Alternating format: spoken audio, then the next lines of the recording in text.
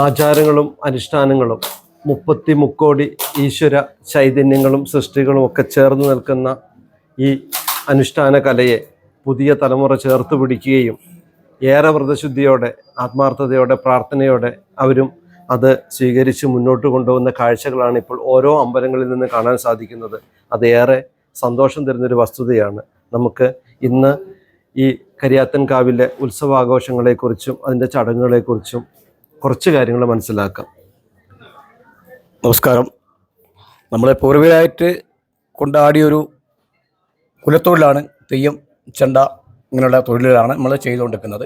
അത് അച്ഛനപ്പൂമാർ പരിപാലിച്ചുകൊണ്ടിരുന്ന ഉപാസനമൂർത്തികളും വനമൂർത്തികളെ ഞങ്ങൾ കെട്ടിയാടി ദേവീദേവന്മാരെ പ്രീതിപ്പെടുത്തി പോരുന്നൊരു അവസ്ഥയാണുള്ളത്. പല പല തെയ്യങ്ങളുണ്ട്. വയനാട് സംബന്ധിച്ച് പറയുകയാണെങ്കിൽ അധികവും മലദൈവങ്ങളാണ് കൂടുതലുള്ളത്.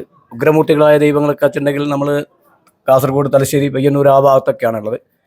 ഇവിടെ അത്രയും കടുപ്പമില്ല, അങ്ങനെയല്ല, അത്രയും അധ്വാനഭാരം വരാത്ത ഇതാണ്, മലദൈവങ്ങളാണ് കൂടുതലുള്ളത്. അതിനും അനുഷ്ഠാനങ്ങൾ നമ്മൾ കൃത്യനിഷ്ഠതയും നോൽമ്പുകളൊക്കെ നോക്കിയിട്ടാണ് നമ്മൾ ഇത് ചെയ്യുന്നത്. അരിഭക്ഷണമൊന്നും കഴിക്കാൻ പറ്റില്ല. പിന്നെ അടുത്തടുത്ത പരിപാടിയാണ്. എത്ര ദിവസമാണ് അരിഭക്ഷണം കഴിക്കാതിരിക്കുന്നത്? ഭക്ഷണം നമുക്ക് തെയ്യം കിട്ടുന്ന ദിവസം വെച്ചിട്ടുണ്ടെങ്കിൽ അന്നത്തെ ദിവസം അരിഭക്ഷണം കഴിക്കില്ല. അരി അല്ലാത്ത മറ്റുള്ള ഭക്ഷണങ്ങൾ എന്തെങ്കിലും കഴിക്കാം. ലഘുഭക്ഷണങ്ങളായിട്ട് ഗോതമ്പിന്റെ, പിന്നെ ഇളനീര്, കരിക്ക്, ഇങ്ങനെയൊക്കെയുള്ള പാല്, ഇതൊക്കെയാണ് നമ്മൾ, പഴം, ഇതൊക്കെയാണ് അധികം കഴിക്കല്. മത്സ്യമാംസങ്ങൾ ഇതൊന്നും നമുക്ക് തൊട്ട് അയൽവക്കത്ത് വരെ അടുപ്പിക്കാൻ പാടില്ല. പിന്നെ നമ്മൾ അരിഭക്ഷണം ഒഴിവാക്കുന്നത് അതിന്റെ നമ്മൾ കോലം കെട്ടുന്ന സമയത്ത് അരിഭക്ഷണം കഴിക്കൂല. പിന്നെ നമ്മൾ അണിമറ എന്ന് പറയുന്നത് നമ്മുടെ ക്ഷേത്രമാണ്. ഇത് നമ്മുടെ ഈ റൂമിനെ സംബന്ധിച്ച് പറയുകയാണ് അണിമറ. അത് ക്ഷേത്രമാണ്. നമ്മുടെ ഉപാസന മൂർത്തികളെയും അച്ഛനപ്പന്മാർ പരിപാലിച്ച മൂർത്തികളെ നമ്മൾ കുടിയിരുത്തി അരി ചാർത്തി അവരെ നമസ്കരിച്ചതിന് ശേഷം നമ്മൾ പുറത്തേക്ക് ഇറങ്ങുള്ളൂ. പിന്നെ തെയ്യത്തിൽ പ്രധാനപ്പെട്ട സംഗതിയാണ് തലപ്പാളി എന്ന് പറയും. അതാണ് മെയിൻ ഗുരുസ്ഥാനമാണത്. ഒന്നിലധികം ഗുരുക്കന്മാരുണ്ട്, 21 ഗുരുസ്ഥാനാണ്. പിന്നെ ബാക്കി ഓരോ മൂർത്തികൾക്കും അതിൻ്റെതായ അണിയാഭരണങ്ങൾ വ്യത്യസ്തമാണ്. പിന്നെ 41 അടിയുള്ള മുടി എടുക്കുന്ന സ്ഥലമുണ്ട്. 41 അടി ഹൈറ്റ് ഉള്ളത്. പന്നിക്കരുവൻ, കണ്ണിക്കരുവൻ എന്ന് പറയുമ്പോൾ കൽപ്പറ്റ എടുത്തലാണ്, കൽപ്പറ്റ എടുത്തൽ.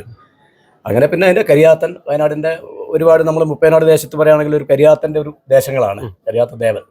പിന്നെ ബില്ലികളുണ്ട്, മറ്റുള്ള ഭഗവതി ഉണ്ട്, ഗുളിയനുണ്ട്. ഗുളിയനില്ലാത്ത സ്ഥലമല്ല, അത് നമ്മുടെ കുലദൈവമാണ്. ഗുളിയൻ സഞ്ചാരപ്രിയനാണ്. അതെ. ഗുളിയൻ കുട്ടിച്ചാത്തെന്നൊക്കെ പറഞ്ഞിട്ടുണ്ടെങ്കിൽ നമ്മളെ കുലത്തിൽ പിറന്ന കുലദൈവമാണ്.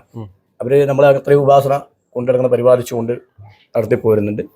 പിന്നെ ഇപ്പോഴത്തെ തലമുറകളായാലും ശരി, അത് നമുക്ക് ഒഴിവാക്കാൻ പറ്റാത്തൊരു വേദിയാണ്. കാരണം നമ്മളെ പൂർവ്വരായിട്ട് കൊണ്ടാടിയൊരു പരിപാടികളാണത്. തൊഴിലിനോട് നമ്മൾ അത്രയും ബഹുമാനപൂർവ്വം നമ്മൾ ആചരിച്ച് മുന്നോട്ട് പോവുകയാണ്. എന്നുവെച്ചാൽ അതിനുള്ള ഗുണങ്ങൾ നമ്മൾ ഐശ്വര്യാഭിവൃദ്ധി നമുക്കുണ്ട്. നമ്മൾ വിളിപ്പുറത്തും നമ്മളെ ദേവീതന്മാരെ നമ്മൾ കുഴക്കിയിട്ടില്ല. ഇതുവരെ പട്ടിണിയോ അല്ലോടെ മറ്റുള്ള സാഹചര്യം നമുക്ക് ഉണ്ടായിട്ടില്ല.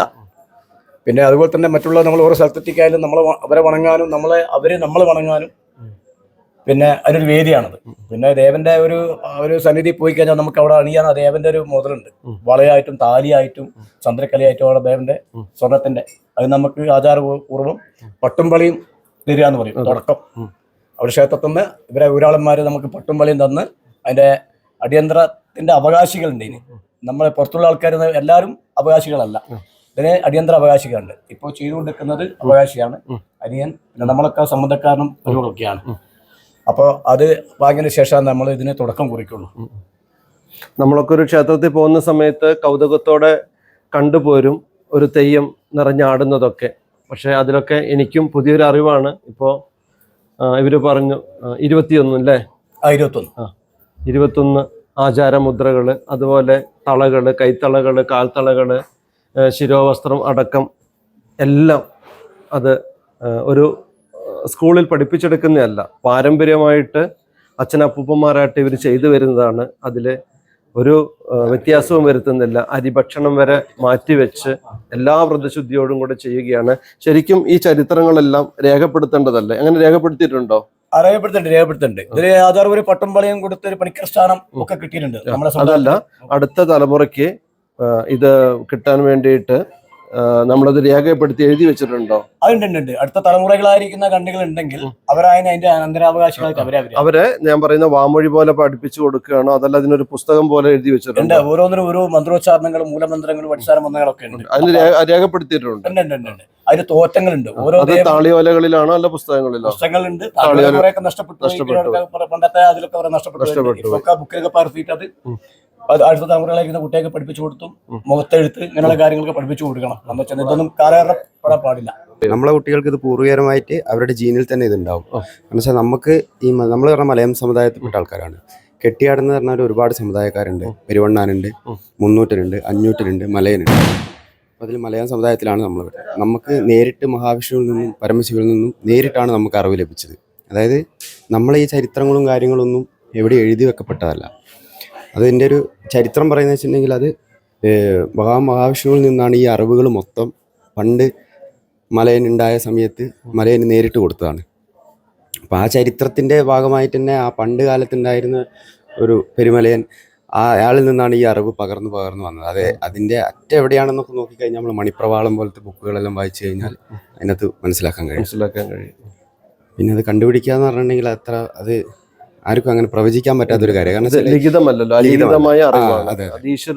നേരിട്ട് കിട്ടിയെന്നാണ് പറയുന്നത്. അതിൽ നമ്മളെ പൂർവികരായിരിക്കുന്ന നമ്മളൊരു ദിവ്യ മഹാമോഹൻ എന്ന് പറയുന്നത് നമ്മളെ ഇതിന്റെ മലയിൽ എന്ന് പറയുന്ന ഒരു ആദ്യം ഉണ്ടായ ഒരാള് അയാളാണ്.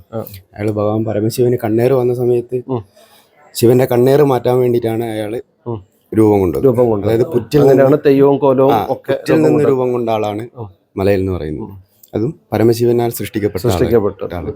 അപ്പൊ അവർക്ക് അറിവും കാര്യങ്ങളൊക്കെ മഹാവിഷ്ണുവാണ് നേരിട്ട് കൊടുത്തത്.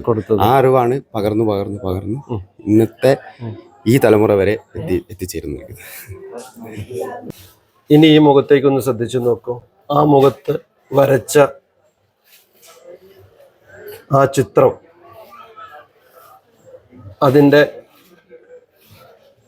രൂപവും ഭാവവും അത് അലിഖിതമാണ്.